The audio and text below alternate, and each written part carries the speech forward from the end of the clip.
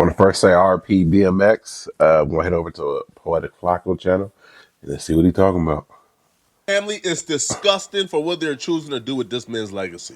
What I just saw, quite frankly, is the nastiest thing I think I've ever saw on the internet. Why would y'all do this? DMX ex-wife and some of his kids came together to do a documentary about how horrible DMX was while he was alive. That's messed And up. I'm watching this and I'm like, what's the purpose of this? Like, why? Like, why would you do this to somebody when they pass away? Faded away because X came alive. There were so many times where I go to a show with my dad. I'm gonna say it exactly how it was. We would be backstage, and after his set was up, he'd point to one of his Wranglers, let's call it. He would say, yo, go out to the stage, get about 4 or 5, make sure they're ready to I gotta have 2. My son need 1, and his friend need 1. Make it happen. And What's wrong with that? that was very uncomfortable. The transition to the next story made me feel icky inside because they were transitioning to make it feel like DMX was doing this when he was 12 years old, when that's not the case at all. No, DMX was doing this when he was an adult, a fully grown adult. Oh, my God. Like, DMX was throwing chicks at him when he was an adult. His friend was an adult. That's why what? they were able to go on tour with him. However, the transition was to him talking about how, you know, his father used to cheat on his mama and he used to hate it when he was 12. So they transitioned to me on purpose to make it feel like DMX was doing something nefarious and damn near evil when, you know, that's not the case at all. He didn't put girls on his son when his son was 12. He put girls on his son when his son was a grown man. Being 12 years old, observing your married father openly, unapologetically cheat on his wife, your mother, my He's a mother, superstar. created this split in my mind and actually resented my father for it. And I remember looking like, you lying ass. Like it just kept festering inside of me. At that time, I was frightened to say anything. With him, it was such a his way or the highway. Controversial opinion here, bro. And maybe I'm just raised old school. I'm not hating my dad or turning on my dad because my dad cheated on my mom.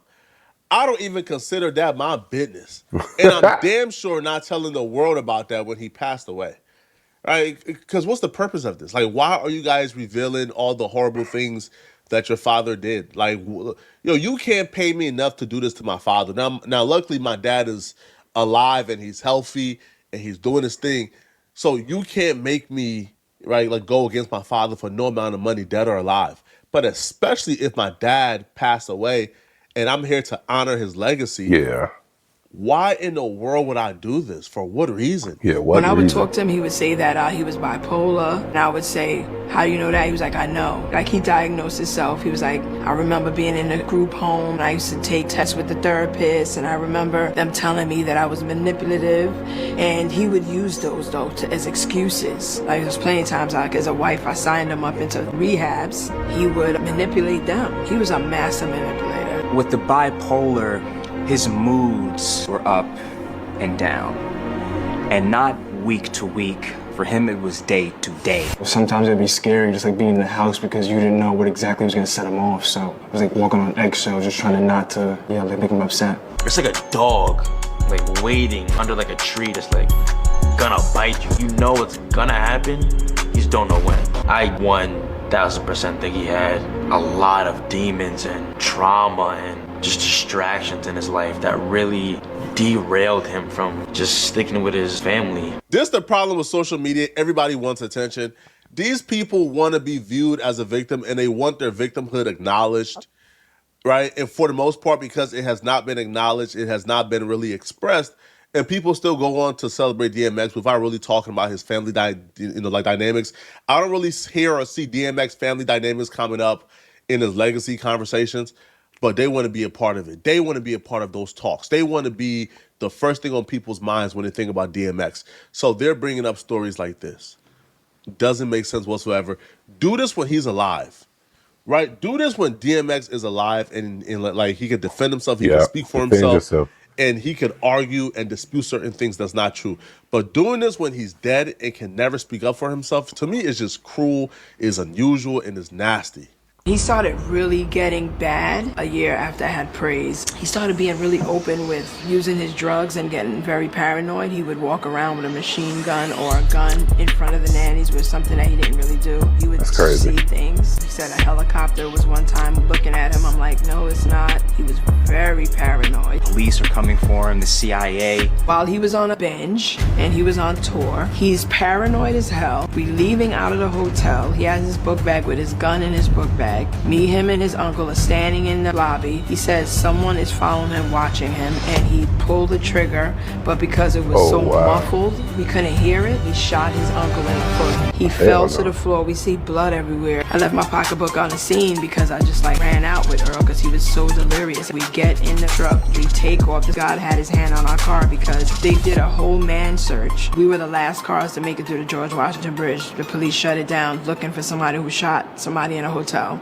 Then he started getting, when he was high and when he wasn't high, very emotionally and verbally abusive. Used to try to make it seem like everything was my fault. Man, let that man rest, bro. They got a divorce in 2014. All right, 12 years ago. Couples have issues, right? Marriage is not easy. Marriage is hard. Y'all had y'all issues. Why is the world hearing this? Yo, I wonder what DMX's immediate family has to say about this. I wonder what his mama, if she's alive, or his brothers and sisters, if they're alive, or his daddy, if he's a... What do the immediate family have to say? Because yo, this can't feel good, man. No. I understand, whatever type of marital issues y'all have, y'all may have y'all issues, whatever. But his brothers, his siblings, they can't feel good knowing that, the ex-wife and the kids are colluding to make this man look like an absolute monster in his death. Bro, why you put Xavier in the front? I didn't put nobody nowhere, all right? Come on. Damn.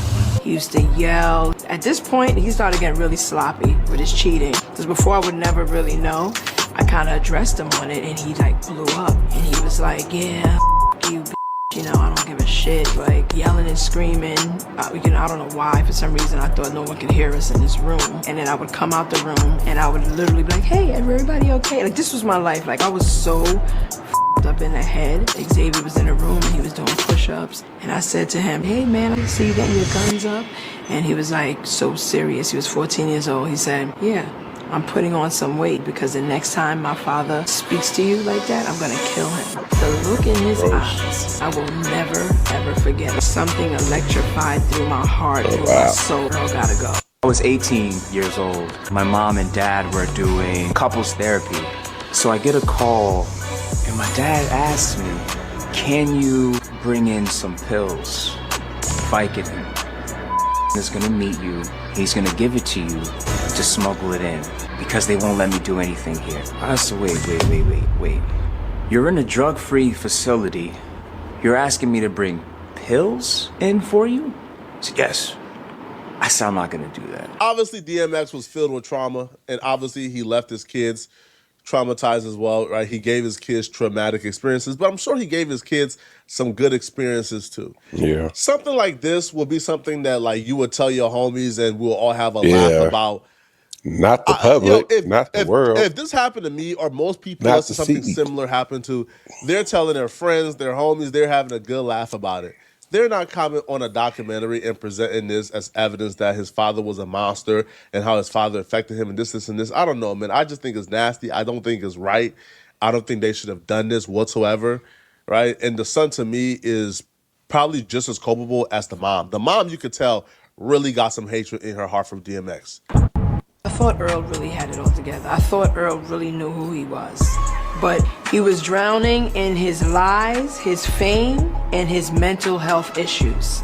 The larger he got as an icon, as an artist, in his success, the harder it was for people to tell him no. The people around him was people that was just, yes, you wanna do that? Yes. Wanna do that crack? Yes. How much alcohol you want? Yes. So, yes, his success went up, but him as a human being was declining. I was kind of happy to find out that I wasn't the only one who had a problem with this. I mean, almost the entire timeline had a problem with this. You'll be pressed to find a positive comment about what they're doing. One person stated, what's the point of this? Shitting down on him, yet you still want to be associated with his name and the benefits.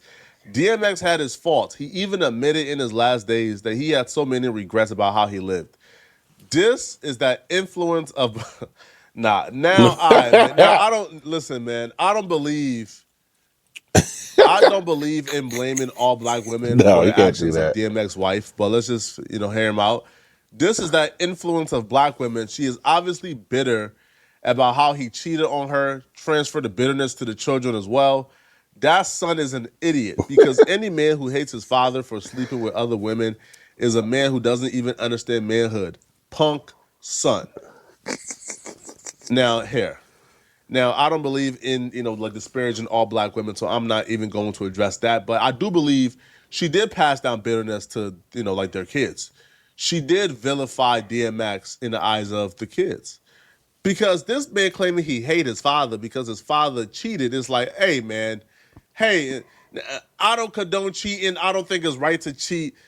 But to hate your daddy Yeah, because hate he is a cheated, strong word. like, come on, son. Like, that's a little bit extreme, man. Another Twitter user says, not defending his actions whatsoever, but a sit-down, tell-all kind of ordeal out of nowhere when none of this is news to the public seems a bit random, odd, I don't know, LL. No, you 100% right. No, you is 100% right. They are nasty human beings for that. Another user says, we all knew DMX was flawed. He even alluded to it in his music and cried out for help. This interview is not new information. Let it go. It's not. The world didn't need to hear this. DMX has admitted to being a flawed human being, right? To being a drug user. It's not news. She did this, like from my perspective, to get back, man. Right? She's still bitter at DMX and still upset at what he put her through. Somebody asked a similar question that I asked, just wondering why this wasn't done when he was alive. Because if he was alive, he'll be able to respond back and defend himself and probably dispute a lot of what they are claiming. Somebody says nasty work, but he always had God on his tongue. Okay, so it looks like this person is disparaging like DMX. I just think it's nasty work. I don't support it. Now, this is 50-50. Some people do believe that if you live a life how you live it, people should be able to speak about that life in an honest way. But I don't know, man. Y'all let me know in the comment section, right? What do you guys think about this? And Yeah, that was crazy. To talk about your father, you know, your husband that's have died and died so long ago, and then like he said, he have always said, or at least towards the end of his life, that he wasn't the best human. So crazy what people would do. I mean, but you do have the right to speak your truth, But catch y'all on the next one.